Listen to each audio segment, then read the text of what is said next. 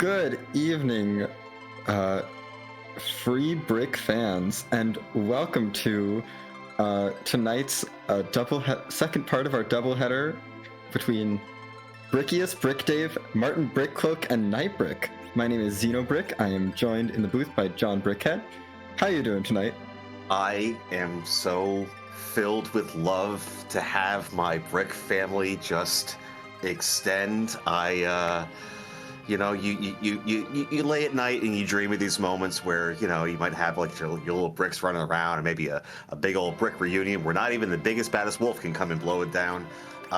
Who cannot be thrilled by this? This is absurd. On paper, all memes and jokes aside, this is going to be incredible. All four of these runners are absolutely phenomenally good. It's just going to be a masterclass from all four of them. But to have a little piece of brick in all of them just makes it all the sweeter personally. You know what I mean? Yes. We do see that our runners did start with an edge, which is always exciting. Yep, Speedy Boy, Sea Hero is on. So for the overworld, we can certainly imagine that we'll probably be seeing a lot of action quickly. With K-Trap being on, the admins, such as yourselves, were kind enough to go ahead and give us a trap kit, which has an assassin dagger in there. Sea Neki is on, so Edge will have some kind of weapon. It could be a short sword, or it could be a charm claw. But that assassin dagger can go on, and honestly, between Flame and that assassin dagger, maybe not Flame while the assassin dagger's on, but we could be seeing checks very, very quickly.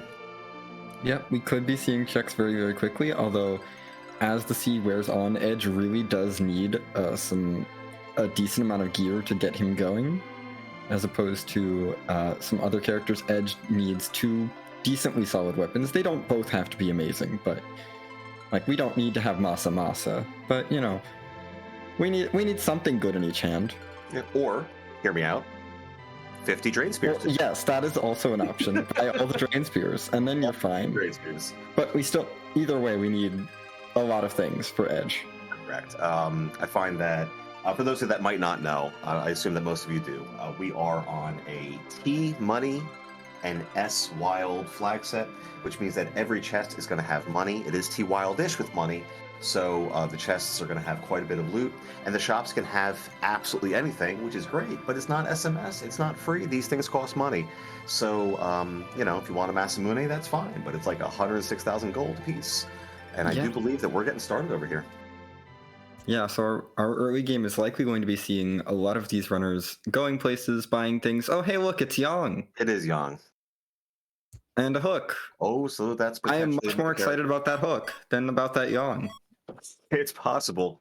Now, with early hooks, sometimes there's hesitancy to dive it right away because you have two bosses down there that might be difficult to take out early. However, Edge and Yang are two chances to have a starting Charm Claw that would be good against both the Sailmen as well as the Mad Ogres. And just the HP pool alone of Edge makes it possible that you might be able to go ahead and throw off the Hourglass without total death. So we might be seeing some early hook routes from our runners. Yeah, we already see some divergence. Martin headed immediately to Mount Hobbs. Naitu and Sorbius headed to the Baron Inn, and Enjadave is headed also up to Mount Hobbs, so Hobbs versus Baron Inn.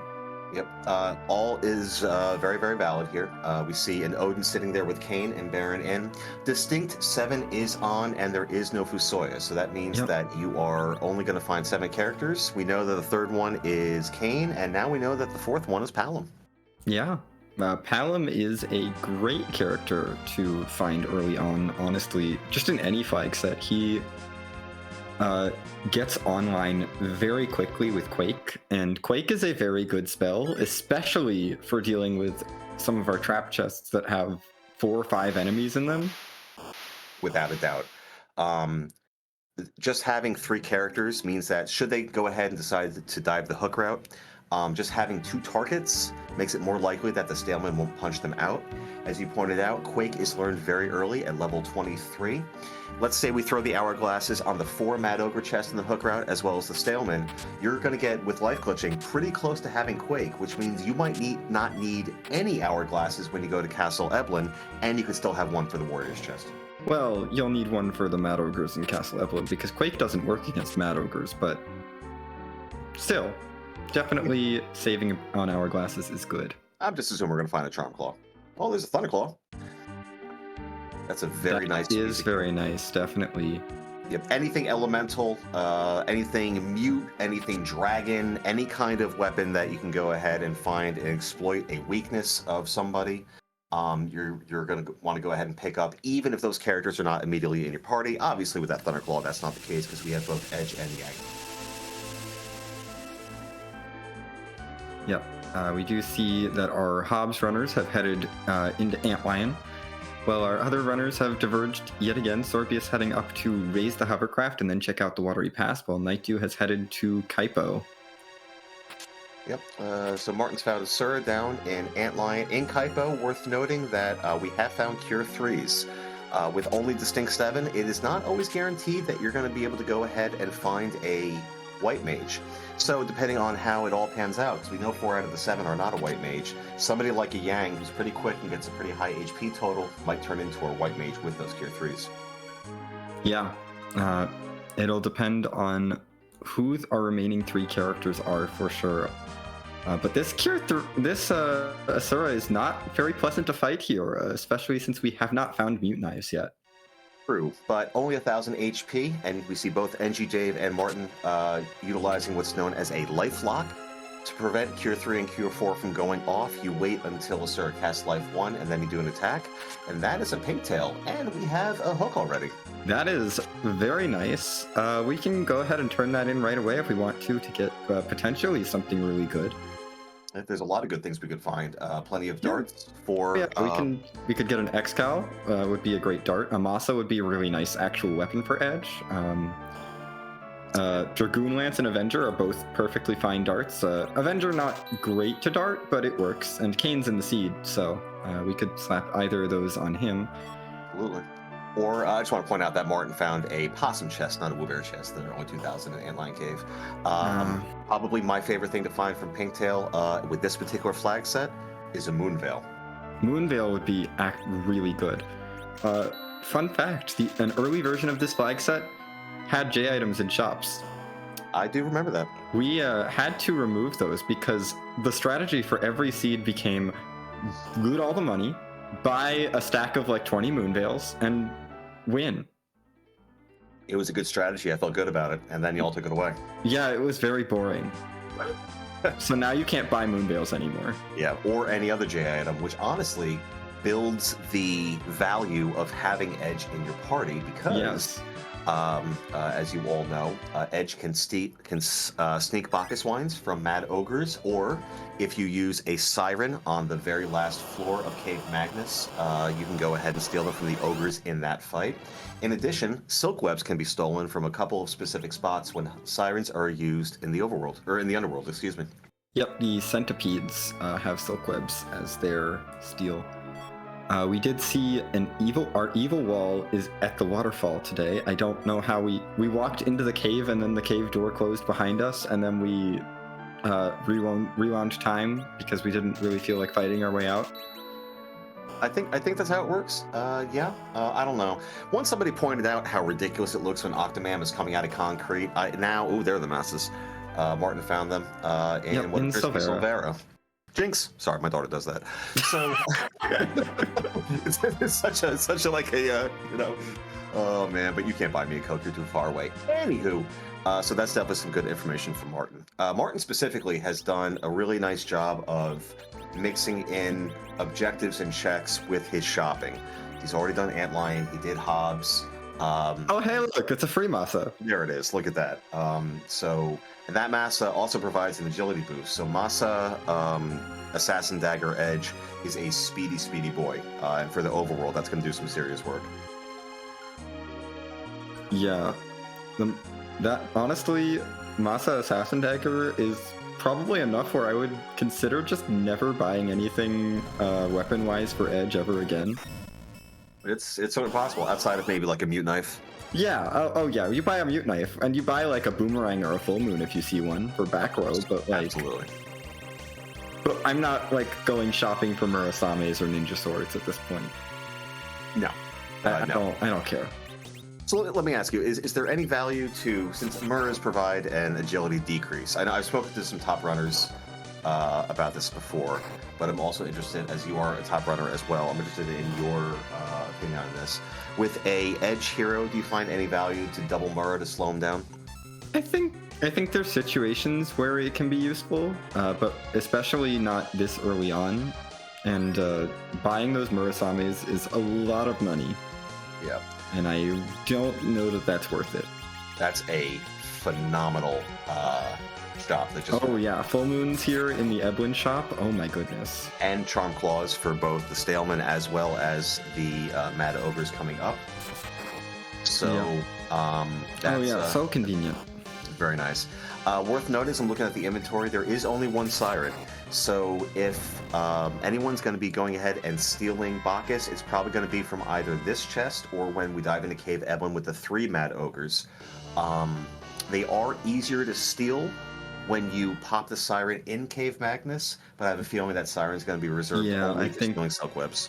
Or we could just steal a siren from one of the alerts in Lower Babil. Ooh, look at you! Good call, Zeno! If you're not happy with the number of sirens you have, you can always just steal more from those alerts. Let me tell you something. When Micro Porgs hears that you just gave me that tip in front of all these people, he is not going to be happy. I mean, we've always had siren stealing on the back burner. It's just not actually that useful for these flags because you can't use sirens to get experience. I mean, you're not wrong. Meanwhile, while I was distracted by that tip, we have Cecil. NG Dave found Cecil somewhere. From the hook route. Yeah, from the hook route. There's a Cecil here, and some form of Mylon is at the ruby spot. That's not ideal. We would have liked to see Mylon somewhere else because we like Mylon. Well, Mylon and Friends can be a very annoying check. Oh, Mylon and Friends is in Mist Cave, so we don't. That was Mylon Z. Oh, okay. Well, yeah. So we should be keeping an eye out for Holy Swords and for Avengers. Also, a nice little bit of utility. Once Cecil becomes a real boy, we're going to go ahead and we're going to have Exit. Yeah. It's not always guaranteed. Oh yeah. No, having access to Exit is very nice. Especially as we cannot, because we don't have J items in shops, you cannot find Exit items anywhere. Yep. Oh, we'll just look at that. There's a Ninja Blade from the Staleman. This edge is... I guess that's nice. Sure, we'll take that. I mean, even just, the possibility of not having the animation of the not having to sit through the animation of the full moon is huge. Plus, the Ninja Blade is more accurate and does more damage and has a strength boost. The first time I heard that, I scoffed, and I'm like, that's ridiculous. But the more that I got to see these runners, and we've seen more than a few races determined by seconds, when you're dealing with these runners, specifically all 4 of them, seconds matter. So that can be... And that full moon animation adds up. It is... It really does. Weirdly long. Yep. NG Dave showing off some tech, showing off that the Stalemen are in fact weak to ice. We'll pick up some Quasi Hanzo as Sorbs is giving us our first look at the Full Defense, which has a turtle. This turtle not very scary. Keinazo is very chill here, honestly. He's less HP than normal, which means even less threatening than normal. And he's honestly not really that threatening to begin with. No, he's only threatening when you give him lots of HP, and this is not a place with lots of HP, so we're fine. And we're seeing just how fast Edge is. He's getting 10 turns before. It looks like Naitu and Enjidave are leaving the hook route happy with with just that Cecil and the one check, whereas Martin is diving deeper. I mean, it's difficult because, maybe you want to save that for stealing Bacchus later. When you're more leveled up, maybe you want to get levels on a Paladin Cecil versus Wade on a DKC. If that Paladin was a Porum, and we could utilize the Cry strategy, where because this game is perfectly coded Quorum can cry up to 5 times, and each cry improving the chance of... You can cry even more against these guys. Cry just keeps lowering the stat until it hits 1. Can you just find ways of making me better as this is going on? Just keep dropping knowledge on me. I'm gonna write it down. This is a metric for the alerts in lower Babel because they're $2 F stat to be technical about it starts at 26 and cry lowers the stat by 5 each time. So losing it 5 times lowers it to 1, which is the minimum. But I believe the Mad Ogres have a higher $2 F stat. Huh.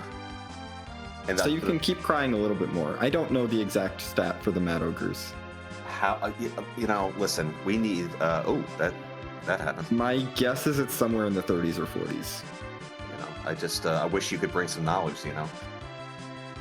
I think one of my favorite memories of you of when I started running this game, you were kind enough to pop into my stream and just gave me tons of tips. And I'm significantly older than you are. I grew up with this game, and you very much did not. And I remember asking you, like how do you know so much? And you're like, I read the wiki. Which is true. You are the definition of I read the manual. I played the game a lot. I read the wiki whenever I had questions. This is how I learned. We do see Night Dew has climbed up, I believe, Mount Ordeals and has found a Rubicant at the first spot. These flame counters are going to tickle. A little bit. The physical attack is extremely low. In fact, I think it's the lowest in the entire game at this spot. And Martin's so fast, I have no idea what he just got from there. There was a thing. Oh, it looks like it was a crystal. The most... or maybe a Bahamut Orb.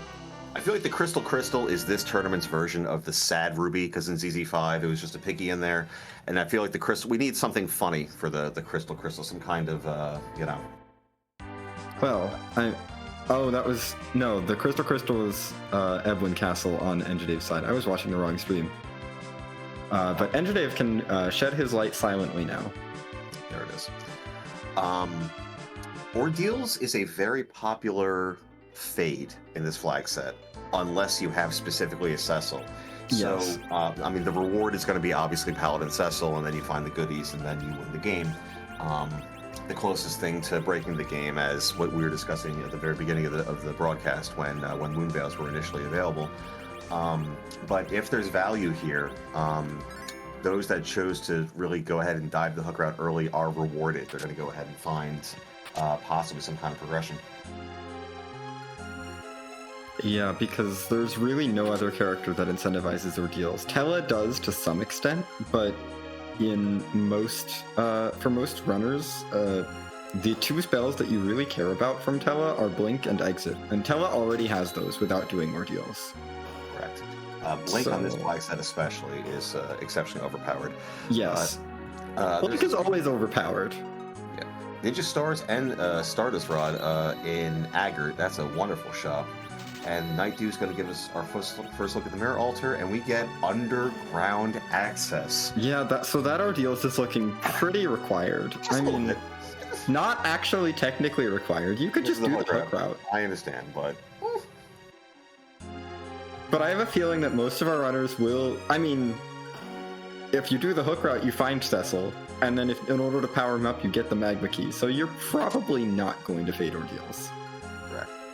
And along the way of this run, you're just going to see smart heads-up play, even things that are subtle that you might not notice. For example, Night Dew understanding that there is simply no way on Earth that he's going to be able to go ahead and do the extra 10,000 HP or whatever it is for Mom Bomb, so simply waiting for the explode. And even that little bit of pause on the flame cast to make sure it targets all 6, you're going to see little efficiencies with all 4 of these runners this entire night, and I am just so incredibly hyped for it. I cannot emphasize the respect I have for all 4 of tonight's restreamed runners. Oh, absolutely. All 4 of them are phenomenal runners. So good. One thing I am a little curious on, I want to get your perspective. Dave is opting to go ahead and do Eblan before Cecil is up. I wonder if you won't get the levels on Paladin Cecil that way. Yeah, I'm very curious about this, actually. don't know why I would necessarily do this unless Dave is like checking for a holy sword, and then if there's no holy sword, thinking about fading ordeals entirely. But there is a crystal sword in here. You mean like that, like the holy sword, like that? Yeah, that's a crystal sword. Okay, we can go do ordeals, Dave. I do believe that's where we're headed. We're not going to get the speed of we witch. were right maybe we next to are. Eblan Castle, so it makes sense. Yep.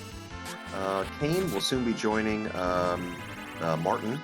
And Martin is so. Are we going to get to see the witch burn? There it is. Spell, a J spell. Gosh. Ooh, that's a new one. J spell. Oh man, that's I've seen explode. I've seen retreat. We've seen charm. I've seen tornado. I don't think I've ever seen shell or any J spell. No, shell is. I don't think I've ever seen shell either. That is a rare witchburn sighting. Mm-hmm. And we get a holy sword, but not as holy. Sorb's getting the news that DKC is in fact available, so this will more than likely be guiding Sorbs over to Mount Ordeals, and then he will certainly be getting his underground access sooner rather than later. Dave doing some shopping now that he has oodles of cash. Castle Eblan is so great on this flag set. Oh yeah, Castle Eblan gives you so much money, so Dave is set. Headed to Ordeals now because the fastest way through a seed is generally going to be Crystal Sword Cecil. Yeah, that I mean, there's the obvious power, but then there's even the what we were just talking about with the full moon animation taking time. Let's say we find a Blargan Rydia. Okay, great, fine. Great. But what's the fast? combat animation is long. Correct, right? A Bacchus Cecil / boom boom die kill, or waiting for the cast time to go, the animation, etc. etc. etc. So yeah, that I do believe Dave's going to be our first person to go ahead and have a truly online paladin, not only because we have the DKC removed, but the fact that he'll have the holy sword. Yeah, and even that single swing from Cecil is still much faster than a double swing from Edge. Mm-hmm. So even without having the full moon on Edge to make him even slower. Yeah. I think I saw from Full Defense in Hourglass 2 as the reward. We don't love seeing the zonks, but honestly, that's it's an extra hourglass. You take it. Warriors chest, hair dryers on the Yeah, now you have a spare one for warriors or hair dryers. Mm-hmm.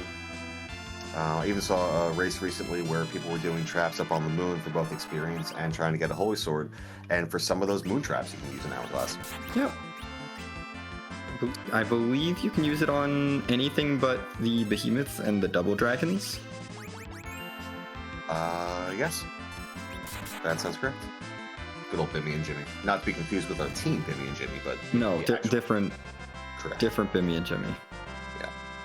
So, both Dave and Martin, who have been kind of in parody, a little bit on and off, but they are back in synchronicity over here, are finding probably not where they wanted to find the Kaipo guards, generally speaking. Yeah, the Kaipo guards are still fairly free, even with the no free boss, or with the be no free flag on, which gives all of our bosses that don't have the boss bit, and disables certain scripts. Yeah, we have found that Dimps in the wrong spot. Oh no, that's bad. Also, Baron guards in the wrong spot. Oh god, awful. And of course, we'd be remiss if we didn't point out that DKC in certain spots has basically... Oh, absolutely. DKC is the absolute worst. There is a very good reason that on this flag set, DKC is not allowed to gate underground access. Yeah, that would quite possibly soft lock a seed. For all the joking that we make about how this game has, no bugs and only features, the work that the devs have done to make this playable for us. I mean, I've been doing this for about 2 years now. I don't think I've ever had a seed that was legitimately soft locked. Like the work that's been put in by everyone is simply extraordinary. I have played a few seeds. I have played one seed that I think I actually soft locked, but in my fairness, I was messing around with some really difficult flags and doing some real dumb things. Can we look at the parity between Dave and Martin right now? Wow. Yeah, One no, they're HP both apart. Are these explosions going to happen at the same time? Mom bombs are exploding simultaneously. Oh my goodness. I mean, if people thought that we were kidding about seconds mattering, look at this. Yeah. Oh, I don't think I've ever seen that before. That's glorious. Yeah, no. The seed that I saw that I will say was a soft lock was a C Neki T Money S Cabins Edward Hero with Tele Young and Edge as the only other characters available with no J steals. And a very nasty hook route. And required Kainazo with elements. That's disgusting. That's so disgusting. That's no, I did not do that seed. Looks like Sorbs is double Masa, so that edge is very much online. And I do believe that Night Dew might have done Pinktail after doing. Oh, never mind. All right, apologies. I was gonna comment that maybe he had done Pinktail turn in before doing M1 traps, but we probably wanted to see if Pinktail was going to go ahead and have some kind of Holy Sword. And he's on his way to go ahead and pick up Kane, which he should. Yeah, may as well pick up Kane, honestly, before the Eblan traps. Like, give Kane some experience, you know? Yeah. Kane deserves it. Yeah. So right now we are rocking Team No White Mage, but we're also rocking Team Pretty High HP. 4 out of these 5 characters can get their HP totals decently high, and outside of Yang can wear some pretty heavy equipment as well. So there are certainly item options, equipment options, and strategic options that exist to go ahead and allow our runners to get through. And again, with these 4 runners, there's going to be no problem. We could find some really difficult spots, and I'm certain that our runners can find solutions for them. Yeah, this party, other than the lack of a white mage, is honestly pretty strong. We've got...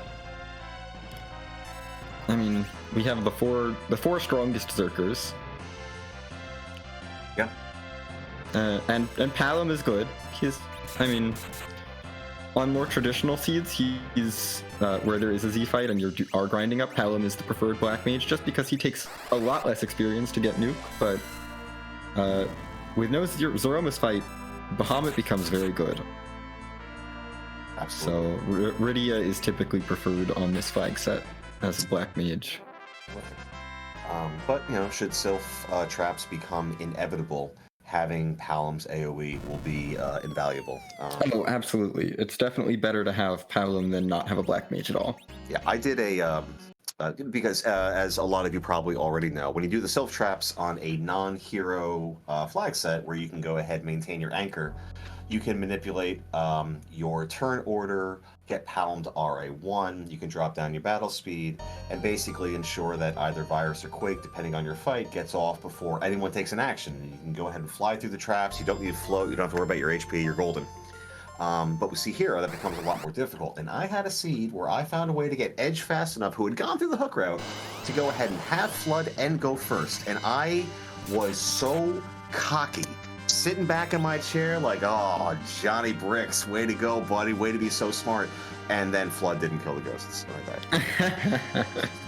Yeah, no, you need some pretty good wisdom boosts on Edge, and you need, I think, Blitz to kill the ghosts. It's pretty difficult. Blitz? So you hear that, Corks? Blitz? I think Blitz. I don't know. That I'm not actually sure about. No, don't hold on to me now. Come on now. Listen, I don't do Sylph Cave trap chests a lot because I kind of hate them. I think most of us do on this flag set. Sheep It's Launcher. such a low odds play. Like, yeah, statistically so bad. But when it hits, man. Ooh, boy. Here we go. That's fair. Anyway, Enjadave is chasing that Baron key that came from Eblan Castle, so in this seed it turns out that Eblan first was correct. Yeah. I personally love doing Eblan early as possible. You know, Baron is not. It's an awfully long check for only one key item. I mean, there is a character here, and I don't know about you, but I'm not sure how much Yang is contributing to this team. I mean, not too much. I mean, the elemental claws can sometimes go ahead and provide, you know, for a niche. Yeah, but spot. Edge can equip those. Correct. Well, you beat me too. You're too fast. You're fast me running. You're faster talking. Slow down, dude. Sheep, I did say your name because you brought up another bit of Palom utility, and that warp glitch is in fact on. And even though Sealed Cave is one of our required-ish mints, as we find Ogopogo in the bagging spot. Warp glitch can certainly go ahead and, even with Sealed Cave being one of our maybe requirements, facilitate a quicker end to our seed. Yeah. The Warp Glitch can... Sequence breaking that item out of Sealed Cave can be really huge sometimes. Plus, if we get something that gates other items, then we know that, hey, that's a place we don't have to look for our Luca key. Very true.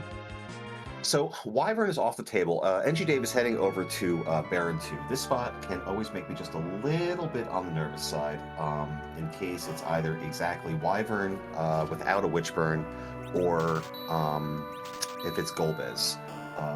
So Golbez here can be a little bit on the scary side.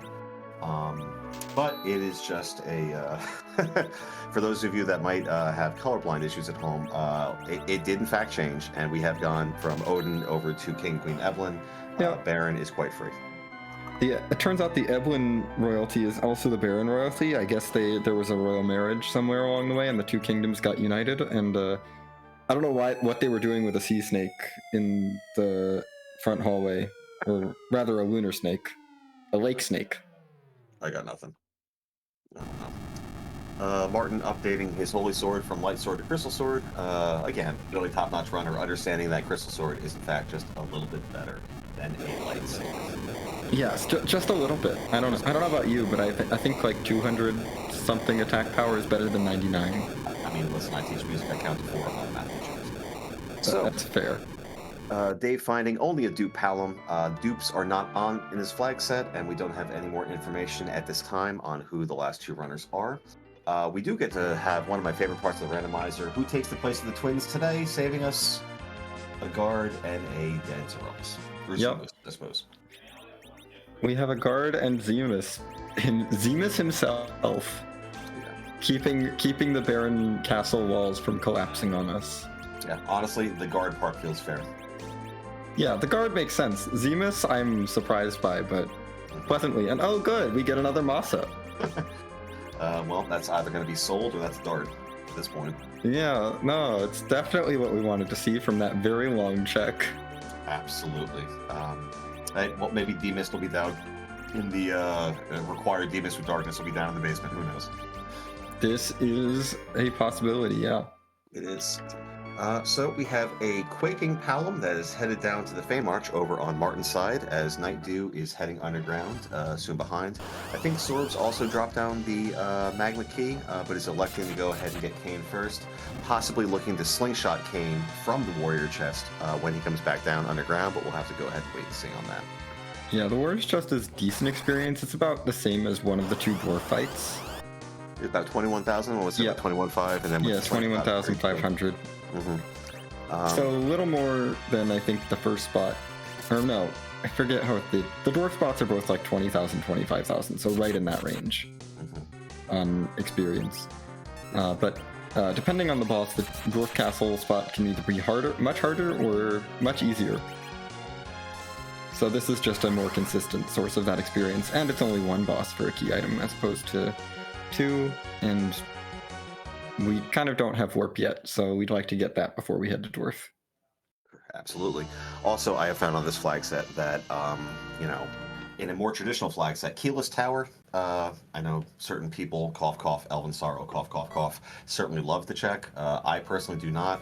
But with the 4 trap chests that are very easy to go ahead and kill, especially with an edge hero, especially with a Thunderclaw, there's an awful lot of value in Keyless Tower, so if you're still hurting for levels, you can go ahead, and while those alerts don't have a ton of XP, there's a good chunk of XP up there at the top. Oh yeah. No, Keyless Tower is on a great check on this flag set, and oh my warriors, you shouldn't have. No, seriously, you literally shouldn't have. You actually, yes, no, you actually shouldn't have. Oh, that is Martin's second Masa, so it's okay. I think Sorbs is the one that bought 2 of them. I have to imagine that. Yeah, no. Less than thrilled. Clearly, the seed is don't buy your Masas. The seed tries to bait you into buying Masas, but you really shouldn't because it's already given away 3 of them. And oh look, it's a Luca key. There it is. We don't have to worry about that now. I mean, it's never been a thing. Ooh, are we going to buy carrots? We're going to do it? Oh, Martin, yes. You memeing god. And another chance to buy Cure 3s, to have extra locations, especially down here, to have it so close is pretty handy. Again, no white mage. Yeah, so we're half an hour into this race, and I'm just now realizing that our objectives are all themed. We have to do all the underground things.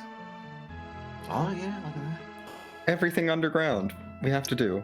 Aside from our static 2 moon objectives. Yes, but those are static. That's boring. Yeah. That arty bow for sale is interesting. Those glass hats are a really nice find. Ooh, yeah. The power shirts as well in the Fey March. And if we find crystal rings, we're going to have plenty of defense. Dave, of course, finding that the doggo... okay. I gotta say this right. Updog is in the last possible chest. Yep, Updog is always hiding. And we have a Val and a Sparkle in the Fey March. That Sparkle is not Wyvern or Ogo. So that's good news. NG Dave with the Rex banner-ish.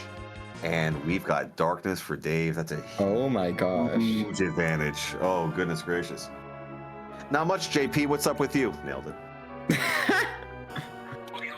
That is a very spicy Darkness Crystal. Yeah. Routing. I was having a very lengthy conversation with Cubs about this, and you know, it's very difficult to pass on quick checks. And with the way the calculus works, when you have essentially a location with only one trap chest, that trap chest is likely to have the same odds of having a key item as a K main check. So even without Earth Crystal, he's there, he does the check, and Dave is rewarded with a really heads-up play, and he's got underground access, he has Darkness. We know that Luca is in the freebie. We're one key item from no mode. Mm-hmm. Tower key or pan. Or forage. Yeah. Another thing that was brought up, I believe by Possum, and I forget whose stream it was. When you have a fast anchor, and we have a pretty take Palm out of the equation for a hot second. We have a pretty fast party, and a party that can all be manipulated with gear. Cat Claws for Jan. We've seen the double masses. An Avenger with Kane. We saw an Arty Bow for sale for Cecil. If you just full-blown fast anchor and then you drop a Silk Web in, that Silk Web is all of a sudden incredibly powerful. So if you just opt and say, heck with it, I'm going to go ahead and fast anchor and drop a Silk Web, the turns that you can get off with a very fast party are actually quite dangerous. So seeing like a Val there without a White Mage is a little scary, but if you can jump with Kane and then get that Silk Web off, you can get a lot of turns off pretty quickly. Yeah, Silk Webs get more and more powerful the slower the boss is, effectively. Mm-hmm. And so using a fast anchor will slow down the boss. It'll slow down your party, sure, but getting that boss a little bit slower makes the Silk Web that much more effective. Absolutely. Enter Dave's headed to the moon. I mean, you chase. I mean, so speaking of singular, you want to check hair dryers at a minimum. At a minimum, probably last arm. See who the bosses are. Knight, you found a package in the Tower of Babel. That's an item, right? I mean, it could be a White Mage. I mean, do you sit through it? That's a long time. I mean, maybe for Rosa, or even for Porum. I mean, she even for Porum, I guess, but it's it is tough to justify sitting through the package at this point with this party. I agree completely. Martin finding Dr. Lugay in the first dwarf spot. Another spot where it's great to be fast anchored. This first spot is pretty slow. That makes it very fast, and you can avoid a lot of dialogue and a lot of silliness. Yeah, this spot's very slow. It does split the experience at this spot, which does mean that it's going to be harder to get Palom up to warp.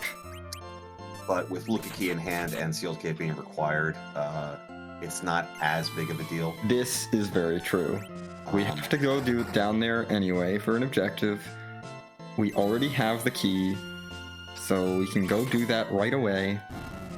We'd like Palom to have warp by the end of Sealed Cave, ideally, so that we can, warp out of Sealed Cave.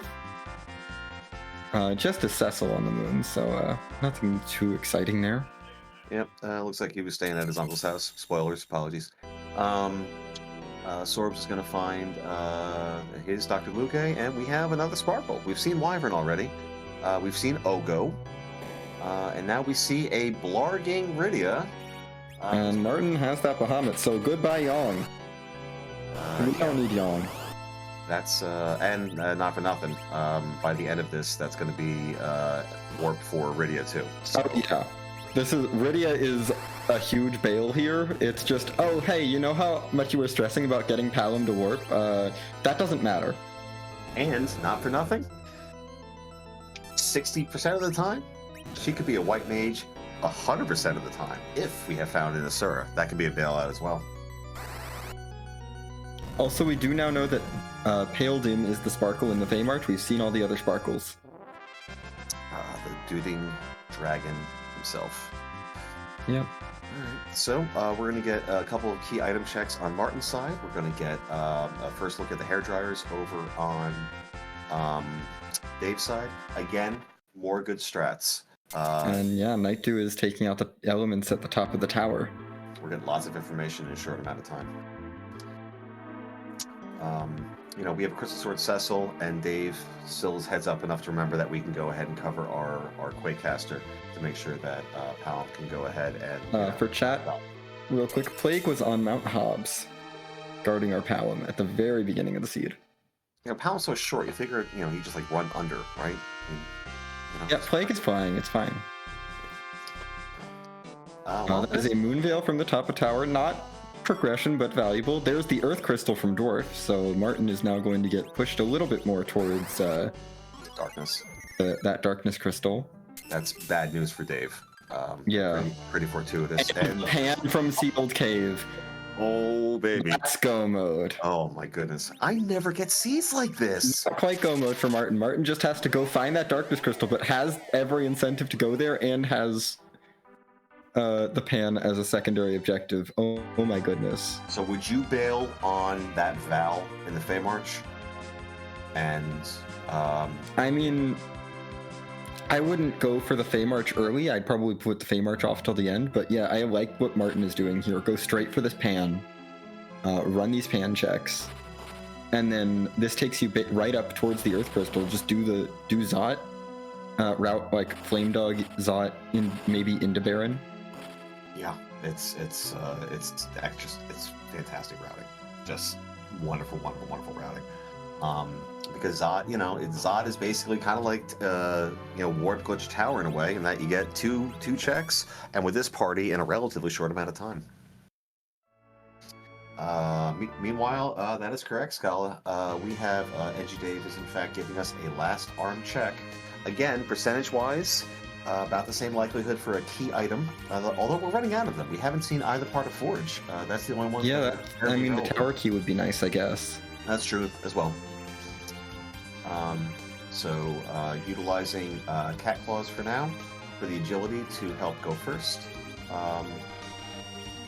Masa Thunderclaw Edge is going to destroy the last arm chest. Just by a very little bit.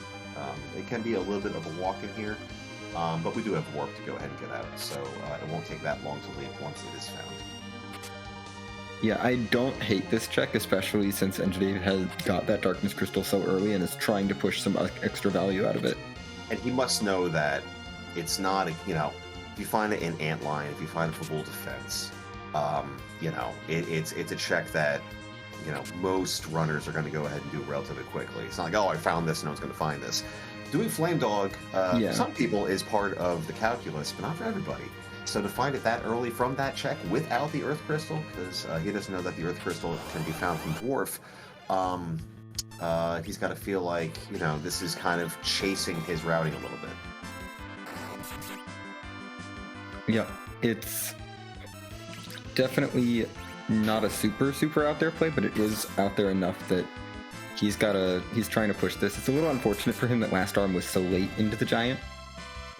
Yeah, it's a little frustrating. It's the equivalent of Flame Dog being where it was, but look at the value of that. Yeah, no, Flame Dog was buried, last arm was buried, and the value is an X-Cal. Oof.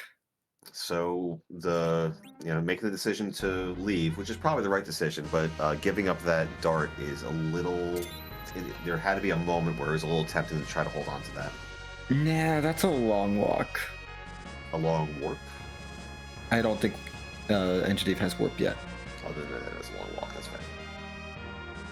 I don't think hair dryers are enough experience by themselves. All right, we're getting our look at the shield checks. That's a spear for Kane, and a stick for Pala Meridia. Yay, thanks, Sheila. I mean, it's nice. We appreciate that. Where was Paladin? Paladin is in the Feymarch, so at Leviathan. So Kane having a Dragoon Lance is really nice, actually. Yeah, Kane's going to be the MVP of that Fey March between... Yeah, she was like, here, I will help you destroy Paladin. I also like the fact that Sorbs, noticing the four Slumber Swords there, that wasn't a miss-buy. Early on in the game, those are great darts. Very budget darts for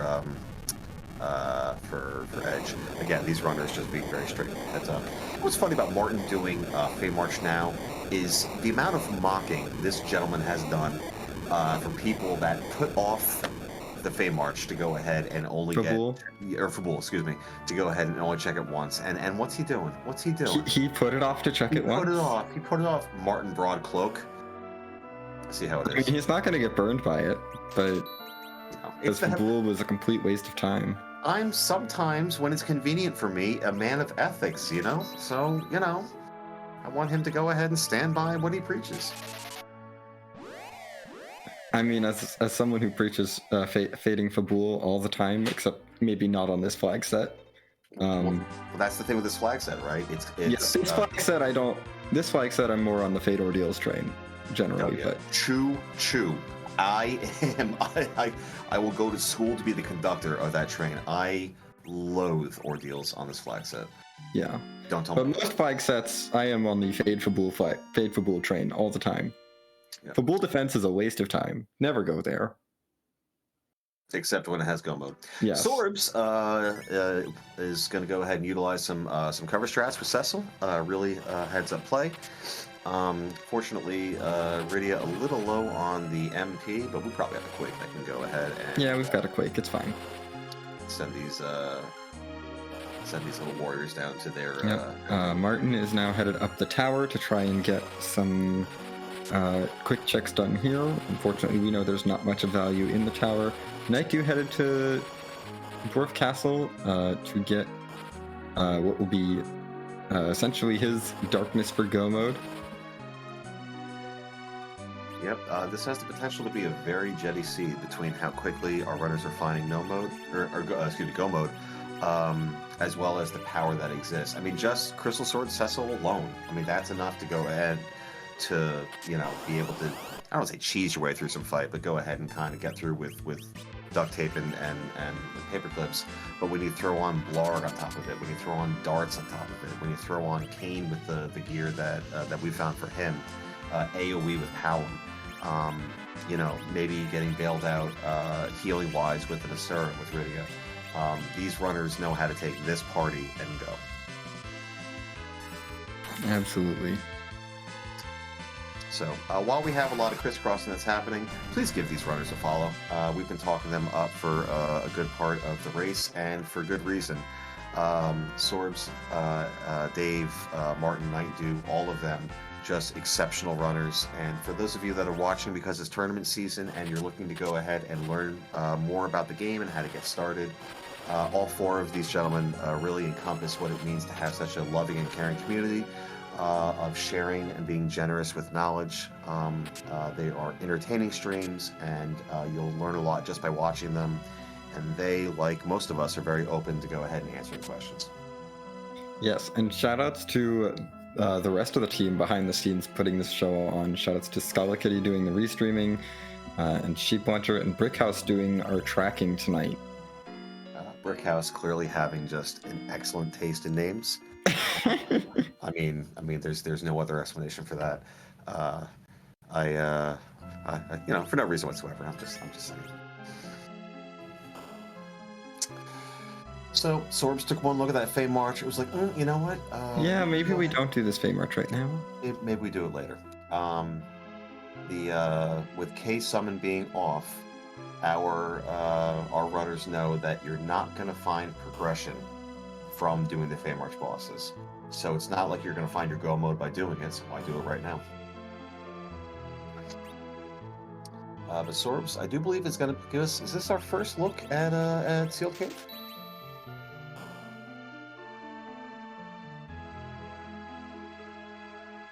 All right. So Sorbs is going to go through. We'll see if he happens to go ahead and do what I always do, which is fall down the rope of shame. And should he go ahead and do that, he'll be morally obligated to go ahead and take the chest of shame.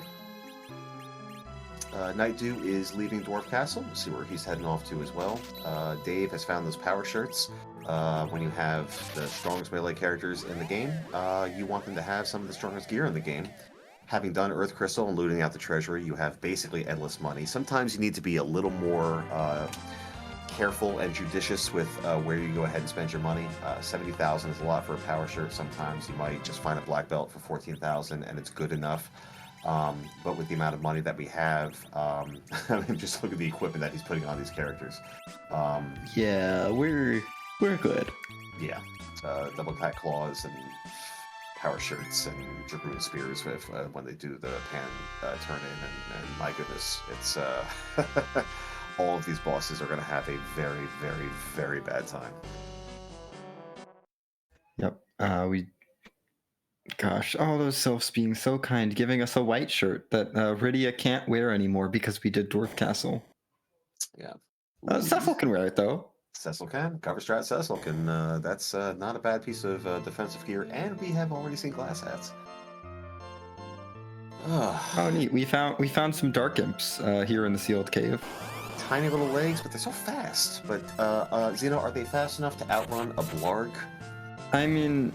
Probably not, no. Oh, no. Well, let's find out. Let's see. Okay, so here it comes. Right. And it does appear, unless my screen is frozen, that the imps are in fact standing there, and now it appears that the imps are gone. So I don't think they ran away. I do believe that they just exploded. Yeah, they're gone. They're gone. And they're gone. So the power of AoE, and Sorbs, our first person to complete that very specific objective. You know, for our runners being so close to go mode, we haven't seen a lot of the objectives literally actually being completed. Yeah, that's kind of normal, though. I mean, in a lot of these races, you'll find that runners will just not do their moon objectives or their Fame Arch objectives because they know where those are. They know they have access to them whenever they want to do them. But those bosses are hard, and while they're still looking for go mode, it can often be better to just keep looking for go mode and get a little bit of power along the way, try to power up, and oh my goodness, Night Dew is headed for Cave Magnus. I have no idea where this twin harp came from, but I love it. Yeah. I'm going to tell you something. Those people in commentary should pay better attention. Okay, it was in here, in the tower. Cool. So, it'll be interesting to see if Night Dew chooses to go ahead and spike a siren at the end of this. He does have exit, so when he's done with this check, he'll go ahead and go through. And sometimes when you're facing really good runners, you want to do what the other person won't. I hold Night Dew and Martin basically in the same esteem. They're both just that good. Martin just used a siren in the wrong part of the underground. You don't get centipedes there in the Dwarf and Lower Babel area. You get black lizards. Yeah, I don't know. I'm gonna write down to ask about this. I think it was a misinput. Yeah, I would assume so. I just wonder what he's trying to do. Martin, are you? Oh. Martin is also flying to try a. Yeah, well, in the armor shop, there's a white tree. He's got the money. Come on, got 300. That Martin. Apologies for anyone that's on his inheritance list one day. I'm buying the arty arrows. There we go. Okay. Yeah, we can sporge for arty arrows, but it does look like we're gonna need to be quiet pretty soon because we have a bard who is going to be playing us some tunes, and as Martin is headed up to the Chocobo Village, looks like we're gonna be getting a double dose of whatever this music is. Oh, see, I've done restream where I've been told I'm supposed to talk through it. Do I not? Okay.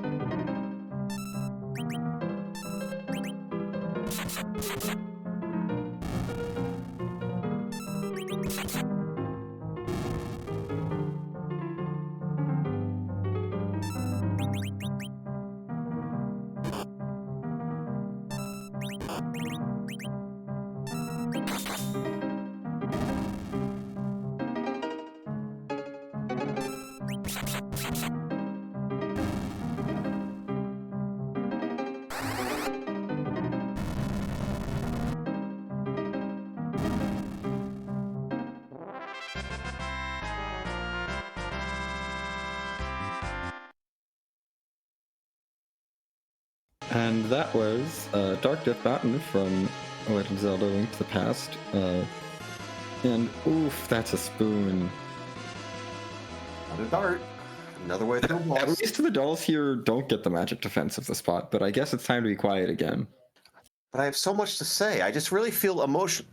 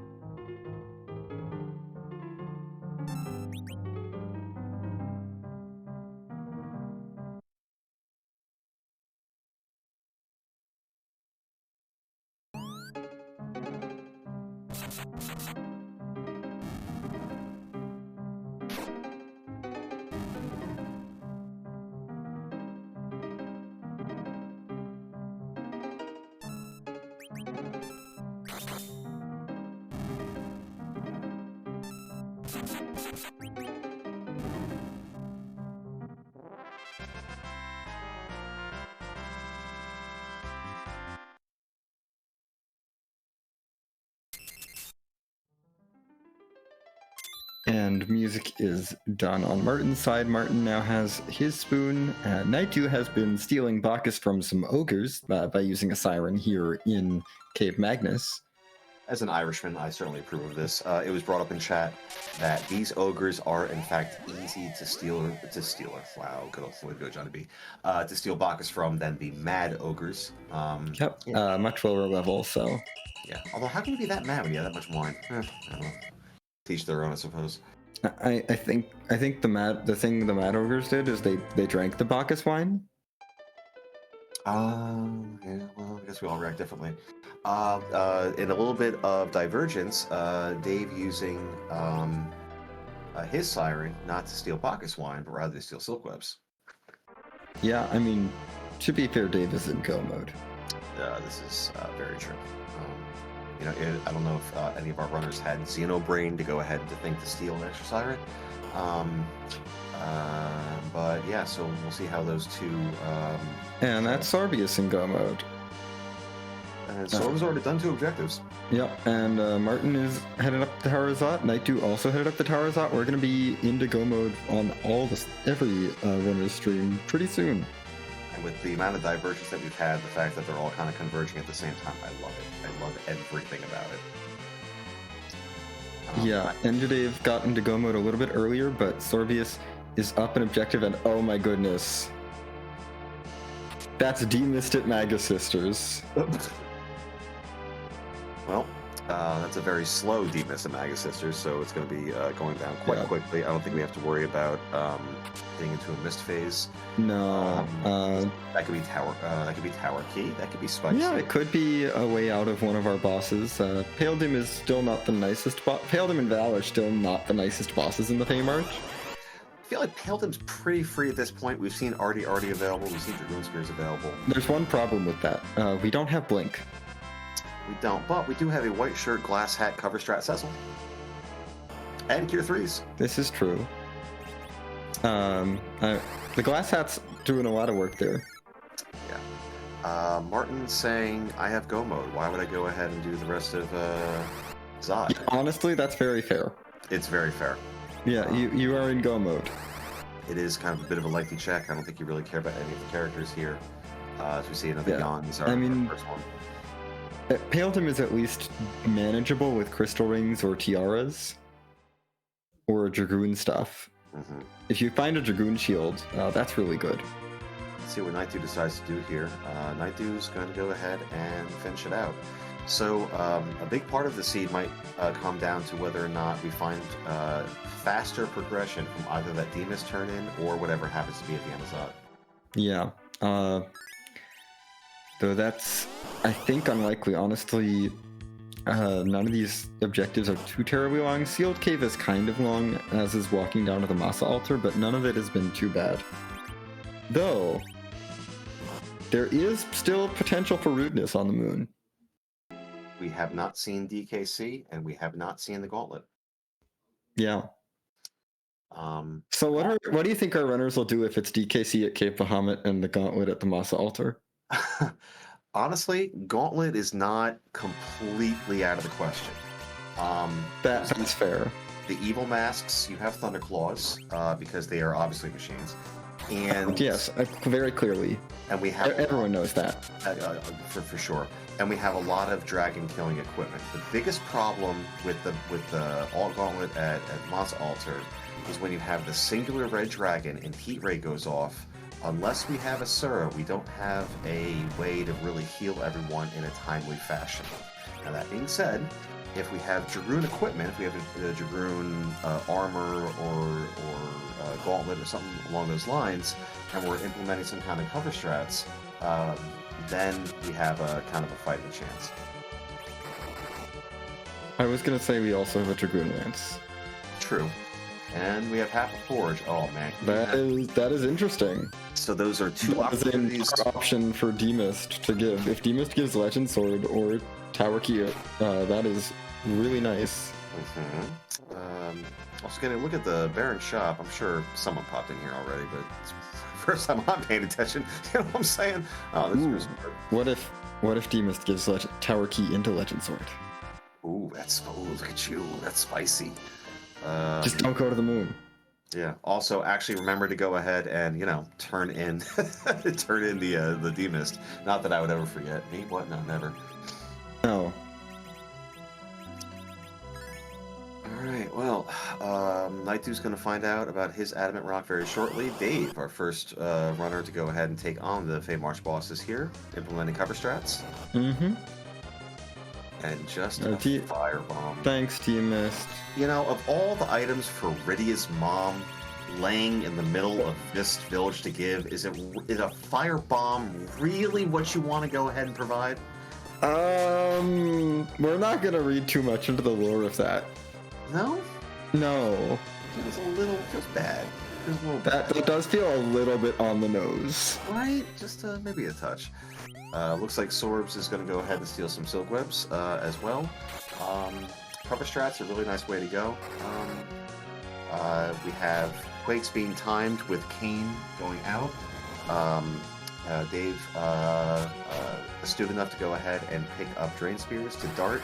Those darts will go through the spin phase or not, doesn't matter. The only reason to go ahead and have Kane jump is so that the Quakes will do damage, but what appears to be a very nice and was turning out to be a very efficient fight from Dave with what could be a really nasty Vivalis for a less experienced runner.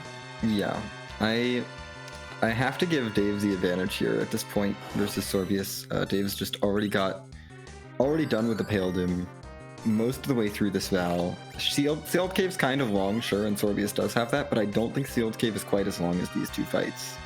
Yeah, Dave doesn't have Blarg, but he does have Quake.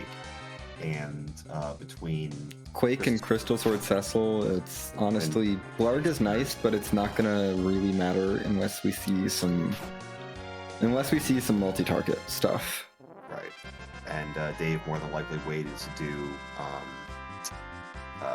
Sealed Cave number 1 for levels, because that spot's very fast, but also number 2 to be extra sure that Paladin has Warp, which he does. Speaking of Sealed Cave, Martin is done, so that's 2 objectives for him. Yeah. Given the way that he noped out of Zot immediately, you have to imagine that he's headed straight for the Fey March, and then we'll be going right up to the moon as well. Yeah. Yeah, Martin's gonna be warping out. I mean, we'll probably see the Fey March done here. It's not the worst Fey March. No.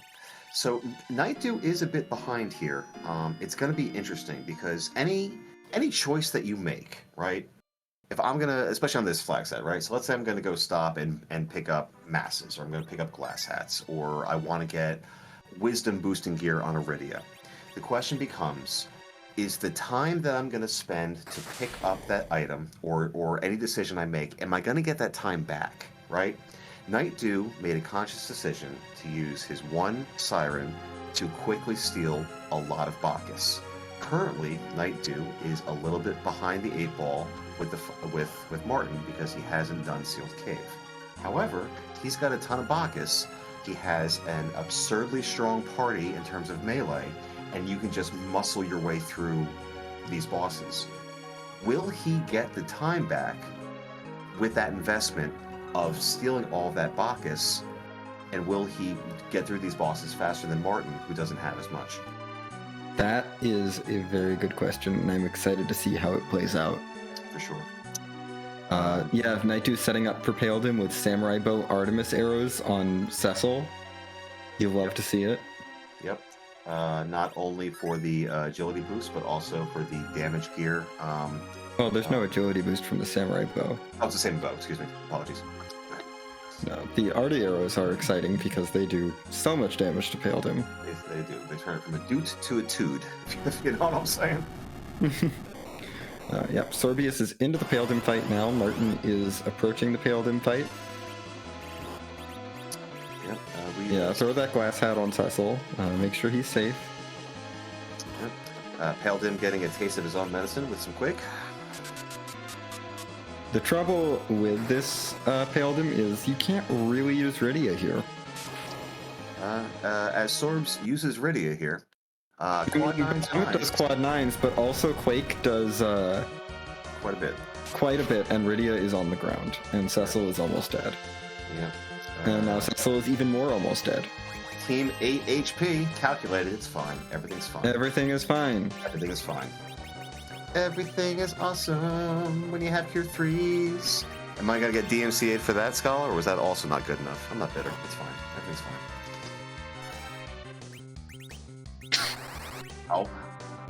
Oh, it's just my voice. Okay, all right. Yeah, fine. no, you're fine. Yeah, the commentary is also just my voice. I see how it is. Whatever. Anyway, we got fights going. We have triple Paladin. All the dudes. Paladims. Is J-Mac here? Because this is all the duty you could ever possibly. Yes, with so much duty. Meanwhile, Dave kind of crisscrossed the runners here a little bit. Yeah, taking out the sealed cave. Mm-hmm. And probably going to give us our first look at the moon bosses. Finding Darkness first is certainly paying dividends for him.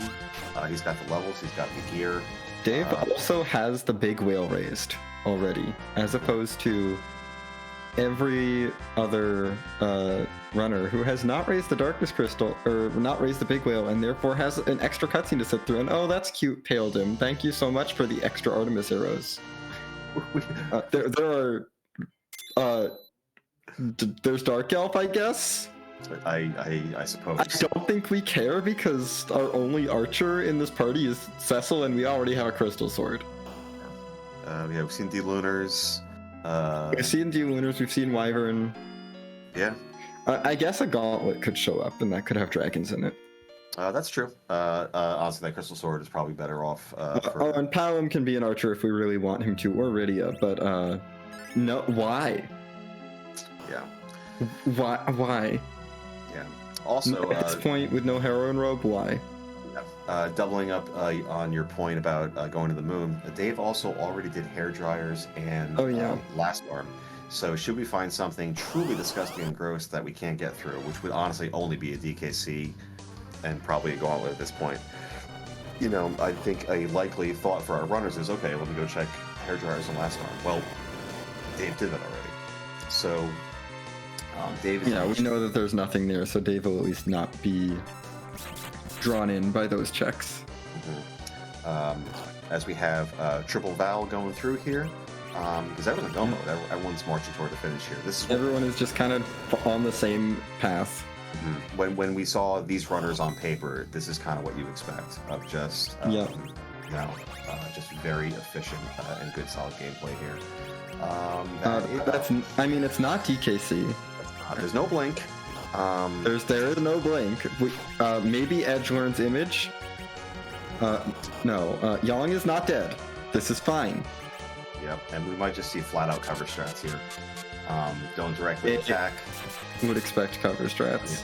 Did he just cover himself by accident? I think so, yes. That's also Yeah, I also don't think it works. Yeah. It might. One downside for Dave is almost out of darts. Yeah, honestly. And, okay, Edge is down to low HP, we're fine. Take off the masses. You only have one fight left, do you really need it? Do you need Edge attacking? You have Crystal Sword Cecil. And you'd be slower.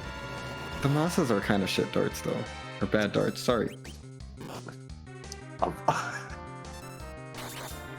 Oops. I thought it would be me! It's fine. Anyway. Yeah, but it's better than getting, if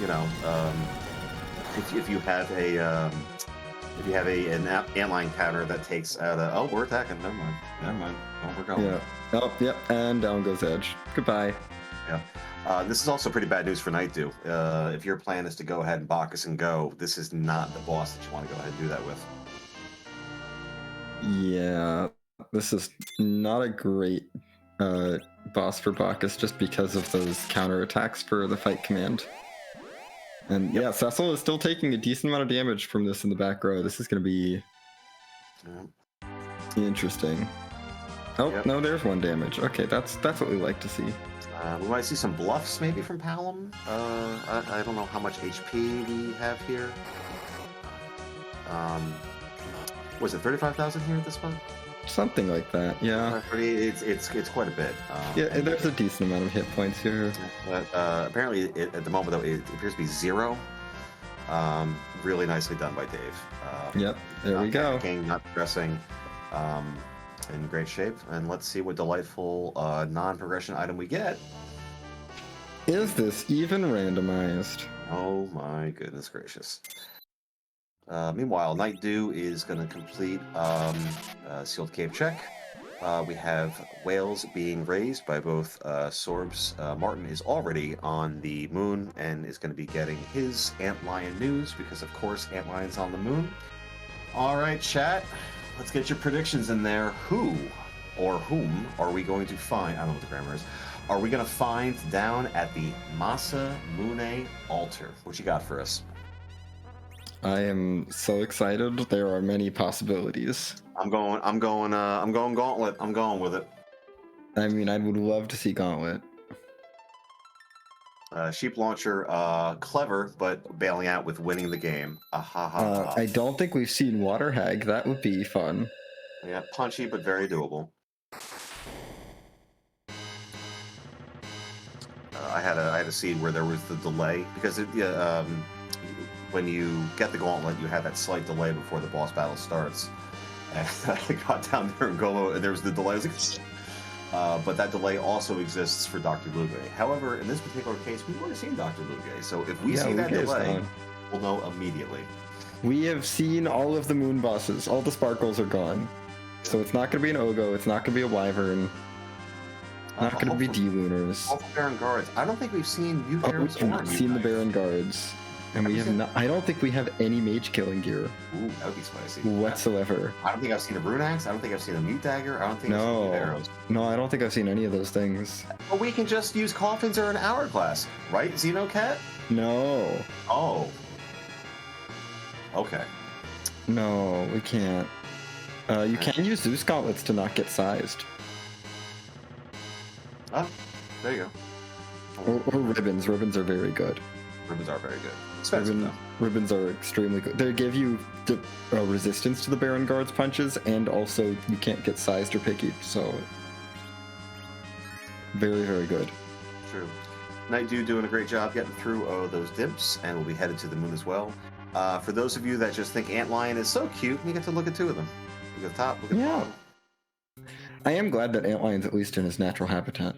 That's true. Well, Martin took care of his. And Sorb's certainly not far behind. And NG Dave is going to answer the question on all of our minds right now. Who is standing in the way between Dave and victory?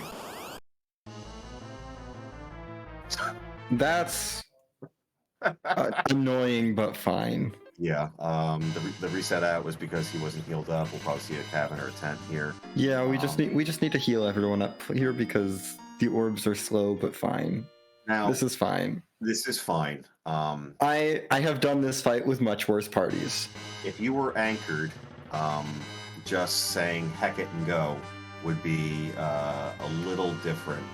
All of the darts that Dave just had went into Antlion. CPU at the spot is a great darting boss. CPU is always free.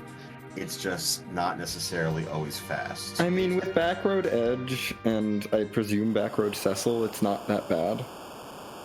Yeah. Oh, Firework pointing out that he was planning for cover strats, but that's not going to work when you have an attack. Yeah, no, cover strats don't really work against CPU. CPU just takes off like 10% of everyone's health. Okay. Hey, since you know everything about this game, should they decide to go ahead and use a Silk Web, it would hit both the attacker and defender if it was still there, but it would get reflected off of the main orb. Would that Silk Web still slow down the attacker's mazer? Yes. So we might be seeing that. It would still be quite useful. Although it would slow one of your party members. So depending on who that hits, that could be either totally fine or much less than ideal. Honestly, we're seeing a lot of damage. That's already 5,000 done in the back. Whenever you see the healer, you can just add a 0 because the healer will always do 10% of the total health of CPU at the given spot. So it's around 31k here, and we're already almost through a third of that. Plus, we see Hallam bluffing, which means that Dave is planning on dropping down a massive quake at some point. Just more optimizations, more saving time, not wasting a turn, not wasting a moment. And again, with these runners, that's what you need to do. It has been just such a delight watching all 4 of our runners tonight. Hopefully, Palom does get a chance, get this quake off because bluff does take a bit of extra time every turn compared to just parrying. Yeah, I think we'll get the time back though. But yeah, if we do even if we cast Quake even once, we're gonna get the time back. Okay, all right, Fiery. Not literally adding as in the, arithmetic function, arithmetic. I don't teach English either. You know what I'm saying? Arithmetic. All right, Zeno. Okay, all right. Maybe. I don't know. Aristolian? I got nothing. So CPU's dying. Oh, here comes the quake. Yes. Meanwhile, Night 2 has made it to Antlion. Hooray. Yeah. And goodbye CPU. And goodbye seed for Dave.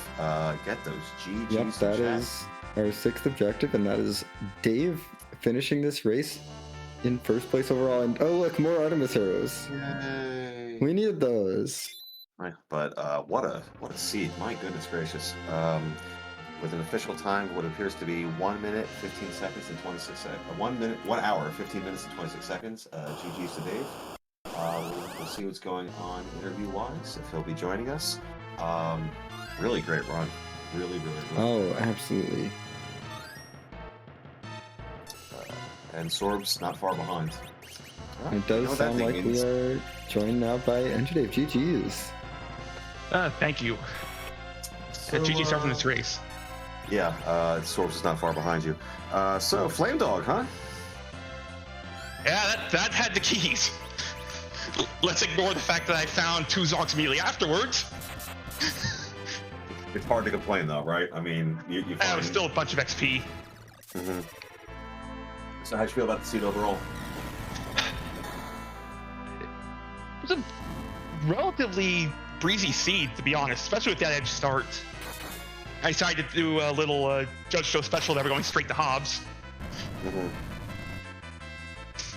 I mean, when you have an edge hero, when you have that assassin dagger in there, it's a perfectly valid play.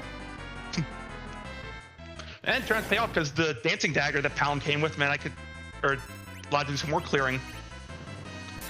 Yeah, I mean, with the we're talking about with the four of you, all four of you are absurdly good at this game. You know, being heads up to go ahead and look for that. That's what made this race so fun for us to watch, in that we knew that you were all going to look for things like that. You know, a newer runner won't think to do that. So really heads up work there. It's also exactly what you said. Sorbius is amazing at this game. So is Martin. You have to play them aggressively.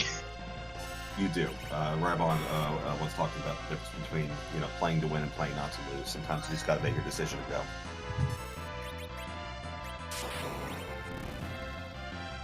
Yeah, Edge Hero, just zoom, go is pretty much my thought with him.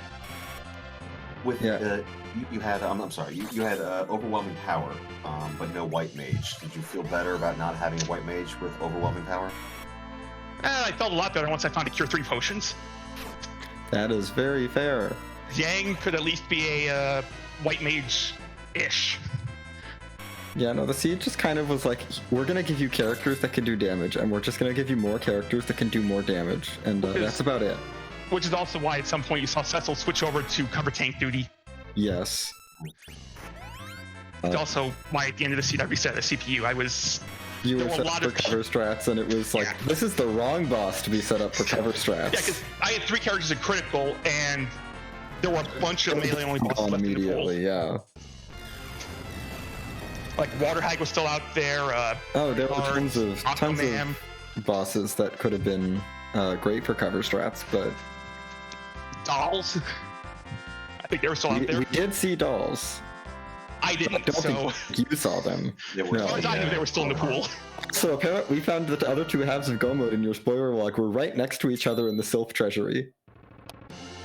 In other words, no one's finding them. No one is going to get the Tower Key or the Legend Sword.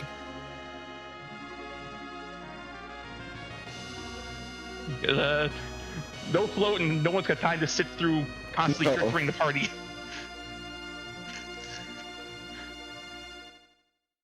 Was there any thought to, because the Fey March was obviously doable, all 4 of you did a wonderful job with it, but just on spec, when you see a speedy Val with a fast anchor, it's not going to necessarily be the easiest fight, and of course it's required 6 out of 8. Was there any temptation to try to find your Go Mode elsewhere, or just given? No. Yeah, that spot doesn't have the best physical evade, plus having Kane to knock her out of spin and cover tank Cecil, it's fine. Makes sense to me. As long as Cecil doesn't get weak to knock down the 1 and immediately punch, but that's... that's the risk, but I mean, with the darts coming out and Palom's Quakes and everyone else, the damage output you only had to risk that a couple times. It wasn't like... Right, so that's why it's only got 23k. It's not overly dangerous. Yeah, it wasn't like you were going to be sitting through like 5 or 6 weeks. Right. Awesome. Well, with this, you personally go 2-0 in a very, very difficult tournament pool. So GG's for you and for Bold Strategy being able to do that. How have you been feeling about the tournament in general? It's an interesting format. Just, I think we're at, the team format. I sort of like it getting newer players into the pool, so you don't end up with, an entirely new player running into a Martin Broadcloak. Or an Edgy Dave. You clearly haven't seen me throw then. I've seen the times on asyncs, my friend. Yeah, the thing that I really love about the structure of this tournament is that it's both, like, sure, you can't, like, you're not gonna have newbies running into folks that are up at the upper end and have been practicing for years, but at the same time, not all the people who are matched up against each other are super, super even. Agreed. And I think that creates some really interesting matchups where sometimes it'll be a little bit tilted one way for one matchup, but then a different race will be tilted the other way, and it's in terms of our team matchups. And that creates some interesting sort of team dynamics, which I really appreciate as a viewer. So, GG's again. Any last thoughts on the seed? No last thoughts on the seed, but I would like to say, go Nits guy during your race because I see we're 1-1. Okay. That you are, yes. I can see Martin's finish on stream. Yes. All right. So yeah, that all comes down to the rubber match now for this for your two teams. So yeah. Yeah, should be fun. Would like to thank everyone who's done this. Scholar Kitty restreaming, you John and you John and Xeon Cat for commentating, and the two doing the hardest jobs here, Sheep and Brickhouse for pushing all the buttons. We gave you a lot of them. That's no jokes. And I will make way for Martin and Sorbius. Okay. All right. Well, GG's again. Wonderful run. Just an absolute clinic. Beautiful job tonight. Have a good night. That was our winner, NG Dave. Great time. And in the meantime, we had Martin Broadcloak finishing up with a time of 1 hour 18 minutes and 55 seconds, followed very shortly by Sorbius finishing with 1 hour 19 minutes and 70 seconds. And it does sound like we are now joined by Martin Broadcloak. GG's. Hey, that's me. Hi. Yes, that is you. That was a thing. What's the thing? You know what's weird, Martin? See, there's this really amazing, entertaining streamer that I watch sometimes. And he kind of claims to cosplay as a potato from time to time, but he's got a beautiful chair. And he can sometimes be a little mocky for those that choose not to go ahead and, do things like football early on, because it would be, why would you ever try to go ahead and play to single dip it once with a pan check and all of that? So my first question is, how did it feel to go ahead and single dip it and only have to go there once? I would like to take this opportunity to blame the hook for that, because boy did that screw up all my grand plans with Edge. The hook kind of sent you like, okay, well, we're gonna get the Hobbs character, we're gonna check Antlion, and then yeah. And then I guess we're going down the hook route because there's a character there. Yeah, for me, that's it's nice. Like, and then okay, it's so Cecil. I'll do Hobbs, I'll do Antlion, and I go to Eblan, and I power everyone up, and I go blow up the world. And now it's and then it's Cecil. I guess we're going to do Ordeals now. Okay, well now Ordeals is in play. Yeah. Crap. Guess you have to do Ordeals, and you're gonna have to do Baron in to pick up the character, and then I guess we'll just head underground then. Yeah. So I was wondering after looking at those characters, I debated coming back later for the traps on the hook route, but it was like, I'm never coming back. No. So I might as well just do them now. Hopefully also, that shop was pretty generous. I think a Charm Claw was in there, and a Nice Claw. And a Full Moon. Yeah, came in very handy. Very nice. So yeah, worked out. And I mean, it ended up working out in your favor doing the trap chest, because even though those Mad Ogres didn't have a key item, they had something that was almost as good. Yeah, which I sold and then regretted it when I found Rydia, and because I didn't write down where Blarg was, so I had to wait all the way to Antlion to get Blarg back. And yeah, it was great. It was great. Because why would Rydia ever show up in Dwarf? I mean, that never happened. No, why would Rydia show up when you already have Cecil, Edge, Kane, and Palom? Yeah, like it's just so far from the original. Yeah. So, a little sad about the doggo though. The seed did not lend well for routing the doggo in. Because of how things played out. So not going to Fabul, you were never really in that area. Yeah, when I got that, it's like, oh no. Like, there's a world where you could route that in early, but not the way I played it. It was very difficult. The seed just kind of pushed everyone to do the hook route, to dive the hook route for the character somewhat early, and then it's like, okay, well, we're doing Ordeals, and then, you have underground access. Go do that instead of going to Fabul or the doggo. That doesn't make sense. Yeah, I'm guessing the big decision was, and I'm betting this is why Dave beat my time. When you go back to Fabul and you one-shot Fabul, you do have a decision to make, because you have the Earth Crystal in your hand. So it's either Earth Baron or you go to Lower Babel. and I went and did Lower Babel, and well, one Yeah, twin heart. Dave later, actually hey. He did Doggo real early without Earth Crystal. with Earth Oh, Crystal. wow. Mhm. Made a cheeky play. Cheeky pays off in this. And one, yeah, no, so had they that were- before, had that Darkness Crystal before doing Dwarf, and so did end up checking hair dryers in last arm, but then got through Dwarf, and then it was go time. Yeah, Yeah. it's like, okay, how do you beat these bosses? And it's like, okay, Yep, well, and it's like, oh well, I guess we got a free Dragoon Lance for Pale Doom. Neat. yeah, came in handy. Yeah. Came in handy. And then- I learned that all places in the underworld are not created equally. No. Contrary to popular opinion, where you're supposed to be able to pull a centipede anywhere that you don't pull an egg. No, they are not created no, equally. that is not correct. As it turns, there's So- three different. The way the underworld works is there's three sort of different regions. There's the Yeah. region of Dwarf and Lower Babel, so like the whole northeast like section of land, Yeah. which is the lowest level. Then there's the medium region, which is where the centipedes are, which is Kokol's Forge, Tamra, Feymarch, right outside the Sylph Cave. And then there's the Yellow Dragon region, which is just a little square that includes Yeah. the peninsula and like the southern tip of the land by Sylph Cave. Mhm. Dino, how do you remember all this? Yeah. I saw a map once. You saw a map once. I read the. It was a very nice Hey, what the color-coded map. marijuana I was forget my like. daughter's name, but you saw a map once. Well, I mean, if you show me a map of the encounter zones, I'm like, okay, I can remember what ones these were. Okay, Yeah. all right. And No, it other makes than that- sense if you think about it. It's like there's the early part of the underground before you get the ability to fly over the lava, and then there's the part of the underground where you have the ability to fly over the lava, Mhm, and then there's just the special little area for yellow dragons. mhm, mhm, Yep. mhm. Other than that, the seed played out pretty well. I mean, you know, getting a plan Q engaged and then having CPU have other designs on my life, that was fun.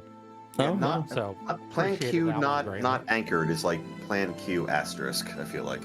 I had enough damage coming out. I'm like, all I need to do is not get these two sniped, and well, then that happened. So I mean, Yeah. you got a possum chest and antlion, some possum RNG down at Cave Mesa. yeah.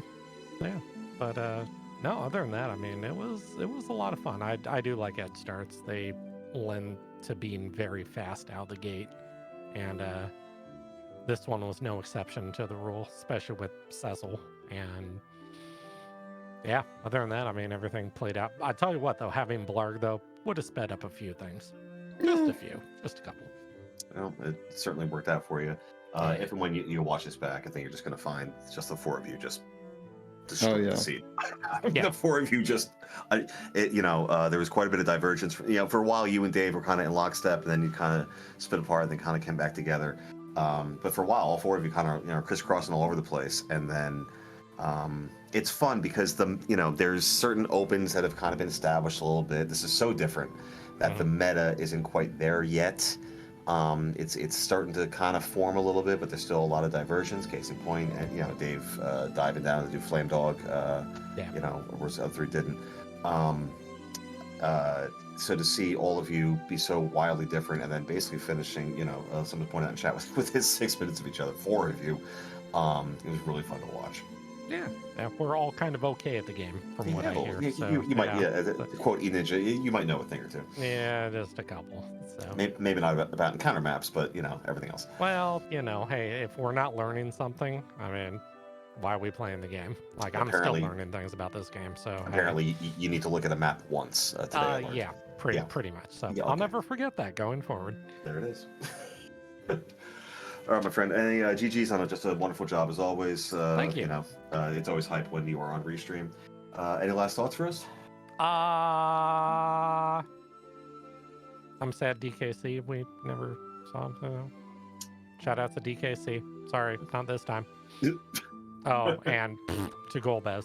So next time. Okay. All right, take care, you two. Thanks again. I'll make sure to watch this back because it sounds like it was a real treat. So It was fun. We had a good time up here. yeah. All right, thank you. All right, GG's, brother. All right, so that was the one and only Mark Broadcloak winning for Team No Springs. So they will be 1-1 going into their third match for this week as well. Very exciting things. Speaking of Team No Springs, why hello, Sorbs. Good evening. Getting to speak to you twice within 5 days. This is like Christmas for me. Yeah, I was in the booth with you last time. I know. GG's on just a magnificent run. I think when you watch this back, you'll see that it just, all four of you, there was at no point for, an hour 20 of watching everybody where we're like, wow, that was a mistake. Like, it didn't happen. This is very much just kind of a rando being rando kind of thing. You, along with everyone else, did just a magnificent job. You just came up a little bit short today. Yeah, I got suckered into the extra value of demist. I would have left if that was any other boss, and that cost me the race 100%. I mean, it's by doing that, you have two K main options where you can go ahead and possibly reduce what could be a disgusting boss on the moon. I mean, it's a 1,000,000% valid play. Especially when you get the Adamant Rock from Earth Crystal, because then you really have two choices. You could have gotten Legend Sword, or you could have gotten Tower Key and saved yourself some time. Yeah, sometimes it just doesn't work out their way, though. Any overall thoughts about the seed in general? It was a kind seed. I at no point felt like any of that was difficult. And I had kind of been hoping for a slightly difficult seed in hopes that it would trip up my opponent a little bit and I could get ahead a little bit. But no, that was pretty much just the sprint. Everything sort of lined up. Key items are just sort of in your path. Yeah. There weren't any particularly tricky fights. Yeah. No, the seed kind of just was like, here's your characters, here's the power you need for them. By the way, you can do even more damage now. Go, go, go. Mm-hmm. The only thing that was really lacking in terms of kindness was a white mage. Yeah. I realized when I went to the Fey March item shop and it also had Cure 3s that the 7th character was not going to be a white mage. So usually, Fun fact on S Wilds, the only way that can happen, the item showing up twice, is if it's put on the surface as a safety valve, which happens if you have no white mages. Well, I think it's not put on the surface. Cure 3s are not put on the surface, but they're put in a gated shop as a safety valve. Whichever way. But yeah, it's they definitely, show up twice if it shows up twice, it's a safety valve. So if you see Cure 3s on the surface, it doesn't mean anything necessarily, but if you see them again in the underground, yeah, it's a safety valve. what? I'm sorry. You're both saying this like it's. I'm sorry. My mind is blown. Right. This is Also the case. Well, that's just because of the way the shops works. S Wild puts all the items into the shops first, and then it checks to see like, okay, and then the safety checks happen where it's like, okay, are there life potions on the overworld? Are there Cure 2 potions on the overworld? Are there normally are there Star Veils on the overworld? Thor Rages on the overworld? And if there's no white mages, it also does a check. Are there Cure 3 potions in a gated shop? I'm sorry, Zeno. Did you look at a chart once also and then remember this? This is just me reading the wiki again. Oh my god. Yeah, I don't have this up. Fairly common knowledge, John. I just have this like part of the wiki memorized. I mean, as a kid, I thought, I'm pretty smart. I swear to God, the older I get, the more I realize I don't know. I was talking to Scala earlier about like a restream thing. She said things in some language that I was going to Google, but then she looked it up. She explained to me anyway. And Sorbs, when we were doing comms together, you were just dropping knowledge. I was like, oh, yeah, that's the thing that people know. Oh, man. Look, John, it's okay. I learned free enterprise in my college years, which means basically I got a minor in free enterprise. Okay, you don't have to throw the fact that you're young in there too. Anyway, Sorbs, really great run today, bud. It's when you watch it back, you're going to see that Dave basically god routed his way to darkness, which could have been catastrophic, and you were still within a couple minutes. I mean, you did just a beautiful job tonight. Yeah, like I said, if I just left with that darkness crystal, possibly might have tied. 3.5 minutes is about as long as it takes to finish Zot and go turn in that demist. So yeah, or if you got both parts of Forge, which you almost did, and then you're saving yourself by 3.5 minutes by not walking down the moon and fight that CPU that took a minute. Mm-hmm. So it's a valid play. It's just one of those things. Yeah, well, it's made my day, John, that I can blow your minds with that cure $3. I mean, I've already blown John's mind multiple times today. I can only imagine how much I'm going to learn at John Con. I got to bring like a notebook and just start writing, talk to people, and just start writing things down. All right, buddy. Any last thoughts? No, thank you all for putting this on. I love playing Free Enterprise and talking about it and whatever, so GG's to everyone, and I'll see y'all later. Bye. All right. Thanks so much, man. Take care. Take care, Sorbs. That was the one and only Sorbius. Gotta love this community. I love these runners, man. What a race. What a great race. Yeah, oh my goodness. Such high quality gameplay from absolutely everybody. That was an amazing race. We'll see if Night Dew will be joining us. Night Dew finishing up with 1 hour, 21 minutes, 52 seconds. Honestly, a great time for this flag set. There's Just the a man little- himself. Yeah, just a little short tonight. GG's Night Dew. Well, thank you very much. So beautifully run as always. We expect nothing less. We were just talking about how with all four of you, there were no mistakes. There was nothing like, wow, I can't believe that person did that thing. That was a bad idea. Like there was none of that at all. Things just it took a little bit longer, but it certainly wasn't due to any inefficiency. So GG's to you. How did you feel about the seed in the race? I listened to a few of the others there. Pretty much it was the same thing. It's, everything but a white mage. It's like, here's your tools to go faster, and here's your tools to go even faster here. It was definitely something where, against somebody like Martin, I definitely knew, like, especially like the two trap chests in the back of Eblan, as soon as I left, with that Cecil, I'm like, I am never coming back here. Which I think I heard him say there. And it was kind of the same thing with that Baron key. And really, it was just kind of, I was just running through. It's like, okay, what do I need to, go faster here? What can I kind of clear more efficiently here? And like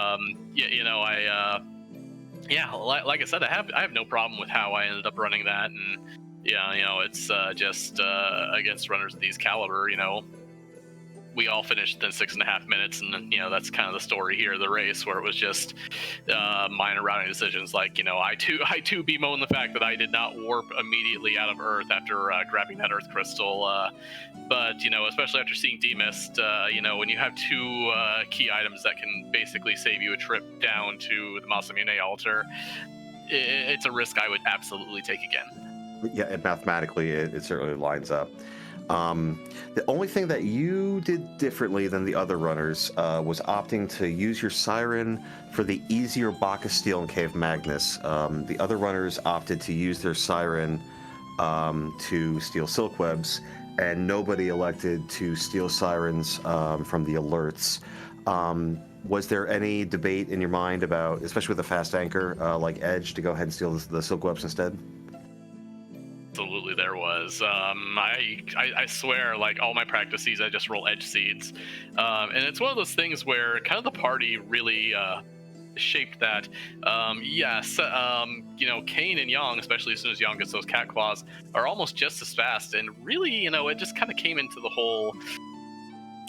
It kind of came down to the whole. How best to put it? That really an extra boss action or two really wasn't going to make or break things too hard with how fast the team was, and just how, like, the name of the game with that party was just kill it before it kills you. And especially having to come back to especially coming back to that that pale dim, that was an interesting bit. And shout outs to remembering that Cecil can bow and arrow, and sometimes it's even better than a crystal sword. It's true. Yes, Artemis arrows are in fact quite good.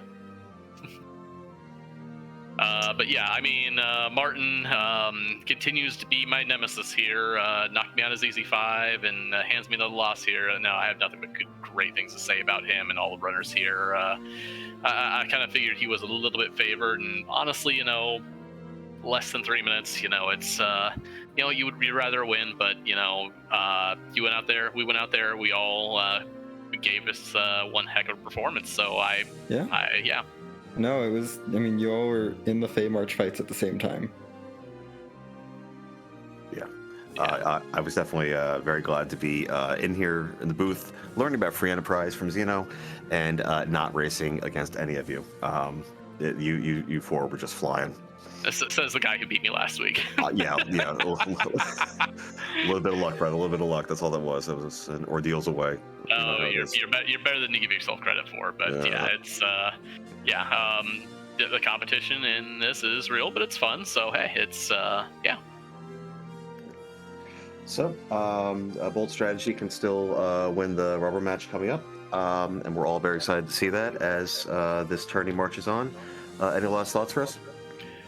No, just thank you to everybody who behind the scenes used Unicat, Scala, and I'm looking up the tracker now because Sheep Launcher. Okay, yes, thanks to everybody and Brickhouse, yes, who put this all together, and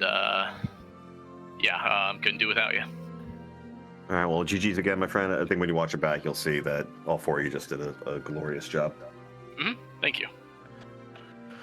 All right, that was Night Dew, and he really hit the nail on the head. Everyone tonight just exceptional runners, and as this free enterprise community continues to grow, we'll start to see new names. Like at one point, like a Rybon was a pink puff, and now is a name to be feared. And as the tourneys continue and the admin team provides more opportunities for us to go ahead and play together, we just continue to see more and more really wonderful runners, which just leads to great gameplay that people like you and I, Zeno, get to go ahead and commentate on. Yeah, no, it's been really great. Shout outs once again to our runners for putting on a fantastic show. The whole Restream team behind the scenes, Scala on the Restream, our trackers, Sheep Launcher and Brickhouse, and of course you, John, for joining me on commentary tonight. Zeno, thank you. It is always a pleasure for literally all the reasons. We are going to be having some matches tomorrow. And I know... Yep, there are a few matches tomorrow. There's a couple of non-restreamed matches. Soapbox Gamer versus Firebird Lover at 8 p.m. Eastern is not restreamed. Zalde versus JMac also not restreamed at 9 p.m. Eastern. And on our main free enterprise channel, at 9:30 p.m. Eastern, Guerin versus Sofnum. Should be fun. Yeah. But in the meantime, I do believe that we are going to be heading off to Randomania, where Pillar of the Community Tybalt is doing a Final Fantasy V Career Day. So thank you all so much for joining us. Tournament season is so much fun. Thank you again to our runners for being restreamed. And if you stick around, give Tybalt a little bit of support. Thank you all so much for watching. Do not spoil this race. Oh yeah, we have newspapers. We will give you a bunk. Do not spoil this race. All right, good night, everybody.